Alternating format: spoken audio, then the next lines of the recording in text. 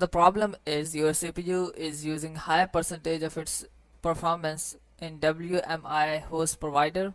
To remove that, just go to your start, type in for run RUN, press enter and go for services.msc. Press OK.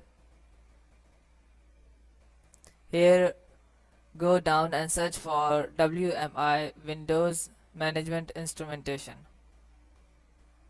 I will search it down here. It would be, so here it is, Windows Management Instrumentation.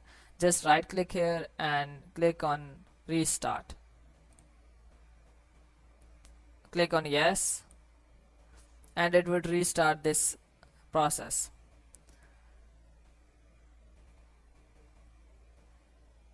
So now the problem will be solved. Hope it has helped you. Please subscribe.